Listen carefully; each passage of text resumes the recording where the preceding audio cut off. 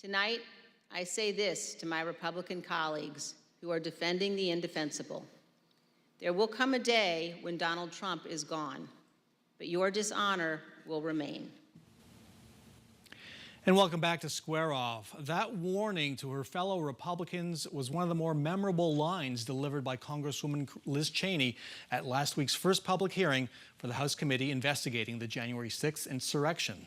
There were a lot of Arizona threads running through that hearing, from Arizona Proud Boys to presidential pardons. Joining us to weave those threads into a kind of tapestry, Chris Love, a Democratic activist and the outgoing board chair for Planned Parenthood Advocates of Arizona, and Kathy Petsas, the former chair of the Legislative District 28 Republicans, the most competitive district in the state, and a former state house candidate. Welcome back to Square Off. Thank you for having us. Good to see you both. The investigation, those hearings are really about accountability and setting the historical record, so I'm not getting into horse race questions here. But Kathy, I wonder how well you thought Liz Cheney and the other members of the committee and the whole presentation really responded to that assignment. Well, I thought they were very composed. They were deliberate in setting out facts with evidence and supportive information. And I think that they executed very well their case. And people will be tuning back in. Yeah, and there are, I think, 6 or 7 more hearings to go. When you hear Liz Cheney talk about, say, you were defending the indefensible and basically your dishonor will remain a stain, how much impact does that have? That was stinging.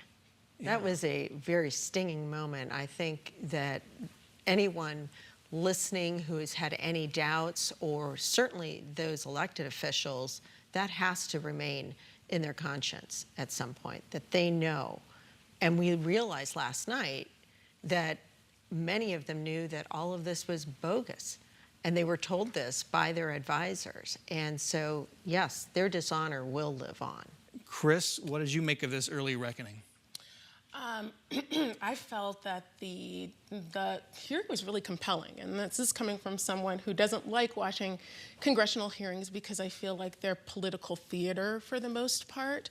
But I think from moving forward, this is going to be must-see television for a lot of folks, especially the folks who play inside baseball with politics, right? Let's bring it home to Arizona. You know, when Liz Cheney described Donald Trump's 7-part plan to overturn the election, I kept checking off box after box because Arizona Republicans were involved in just about every one of them. Phony electors, the protests before the insurrection, you name it. The calls here to Arizona to people like Bill Gates, Clint Hickman, our county board members.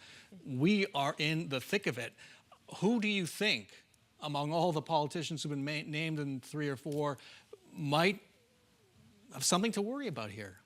Well, I think that we've seen about 800 people who were at the protest itself being charged, and they look like they're working their way outward. So we've got the folks that were there. I think we've also seen that they've gotten the Proud Boys and the Oath Keepers. So I think that we're gonna see some folks who identify as Oath Keepers, and especially the folks who were the fake electors.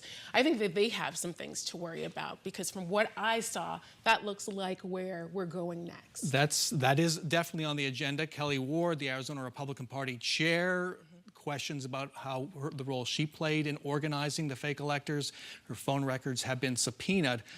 What about Congressman Andy Biggs? I thought there was a moment in that hearing when Liz Cheney mentioned Congressman Scott Peters told them that members of Congress asked for pardons from President Trump. The January 6th committee mentioned in a letter to Andy Biggs, we think you asked for a pardon. Where does that go? Well, that needs to come out. We need to know who asked for a pardon. And those candidates and congressmen need to be asked why by their constituents. And that needs to be a perpetual question, because why would you ask for a pardon? What would be the reason for that at that moment? Does this play in Republican primaries? Or well, it depends on what comes out. You know, we don't know what's going to come out in these next couple of weeks, and certainly more facts are going to be shed.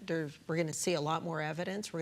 And we saw last night how they are supporting those facts with compelling information, and it needs to come out. Okay. Let's move on to the primaries. Primary for governor on the Republican side. An internal poll showed Kari Lake leads Karen Taylor Robson. That lead shrinking to 4 points, according to this Data Orbital poll, 27% to 23%. Within the margin of error, Matt Salmon was at 12%. But when voters were told that Trump was endorsed by Donald Trump, her lead expanded from 4 points over Karen Taylor Robson to 13 points. Are you surprised she got such a bounce out of the endorsement? A little bit. What I'm more interested in and what I've noticed is that I'd rather be Robson rising than where Kari Lake is leaking her lead. And Robson has the momentum. She keeps growing. And that's really where you want to be at this point.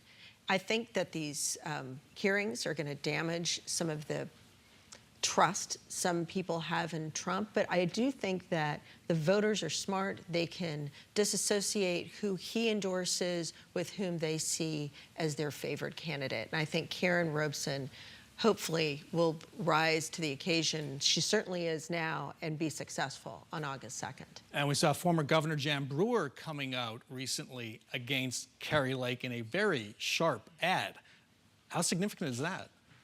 I think it is. I think Jan Brewer has still a lot of cachet in this state, and there are a lot of people who remember her and like her and supporters of her, and also they might be on the fence, that they might be a Lake or Robson, and someone like Jan Brewer coming out for Karen helps Karen.